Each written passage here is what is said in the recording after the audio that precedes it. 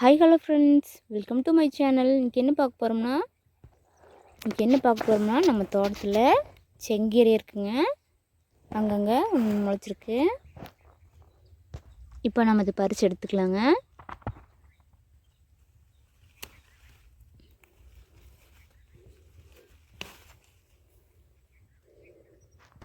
நம்மளோட தோட்டத்திலேயே இந்த செங்கீரை சூப்பராக வந்திருக்குங்க. இதில் அங்கங்கே கிளைகள் இருக்குங்க. இன்னொரு டைம் வணக்கருக்கு இது வந்துருங்க. பாருங்கள், இப்போ அங்கங்கே ஒவ்வொரு கிளைகள் கொடுத்துருக்கு.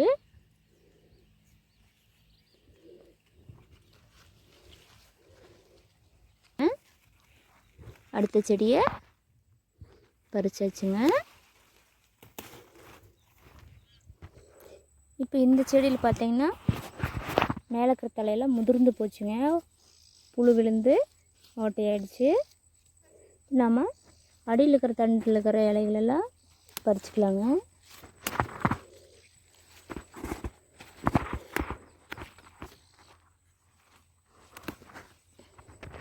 நம்ம இந்த தலையை அப்படியே விடக்கூடாதுங்க. கொஞ்சம் மேலே இருக்கிறதெல்லாம் கிள்ளி விட்டுடணுங்க. அப்போ தான் கிளைகள் எடுக்கிறதுக்கு அதுக்கு கரெக்டாக கிளைகள் எடுக்க முடியுங்க. கவனிக்காத விட்டங்காட்டி மேலே இருக்கிற தலையிலெல்லாம் முதிர்ந்து போச்சுங்க. இந்த இலை பறித்து விட்டுடலாம். இதில் இருக்கிற தலைகள் பாருங்கள், பறித்து எடுத்துக்கலாங்க.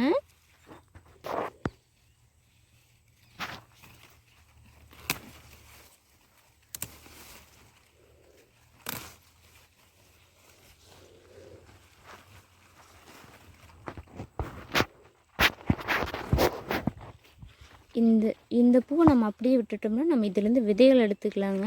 இப்போ நம்ம இது ஒரு செடியை விட்டுடலாங்க. இந்த பூவை நம்ம அப்படியே விட்டுட்டோம்னா கொஞ்ச நாளில் நல்லா பெரிய பூவாக பிடிச்சிருங்க. அப்போ நான் எப்படி விதை எடுக்கிறேன்னு உங்களுக்கு நான் காட்டுறேன். இதெல்லாம் நம்ம கடைகளில் வாங்குற போது மருந்துகளெல்லாம் அதிகமாக அடிப்பாங்க. இது நம்ம தோட்டத்தில் இருக்கிறதுனால மருந்துகளெல்லாம் எதுவும் அடிக்காமல், இதுக்கு எந்த மருந்தும் அடிக்கலைங்க. செடியெல்லாம் அழகாக இருக்குது. தலையெல்லாம் இலைகள் ஒவ்வொன்றும் பெருசாக அழகாக இருக்குங்க. இப்போ இருக்குங்க, தோட்டத்துலேருந்து கீரையை பறிச்சாச்சுங்க. இது இப்போ இந்த கீரையை நம்ம எப்படி செய்யலான்னு பார்க்கலாங்க. இப்போ பார்த்தீங்கன்னா நம்ம தோட்டத்துலேருந்து பறிச்சங்கள்ல செங்கீரை இப்போ நம்ம அதை பொடி பொடியாக அரிஞ்சு வச்சுருக்க மாதிரி சின்ன சின்னதாக கட் பண்ணி வச்சுருக்குறோங்க.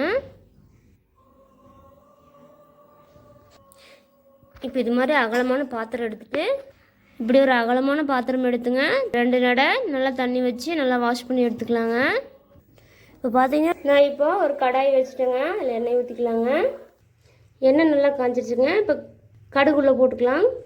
கடுகு பொரிஞ்சதையும் கடுகு பருப்பு போட்டுக்கலாங்க. பெரிய வெங்காயம் 1ங்க, கருவேப்பிலை 1 கொத்துங்க, வரமிளகாய் 2ங்க. இது கூடவே நம்ம எடுத்து வச்ச கீரை உள்ளே ஆட் பண்ணிக்கலாங்க. உள்ளே ஆட் பண்ணிக்கலாங்க.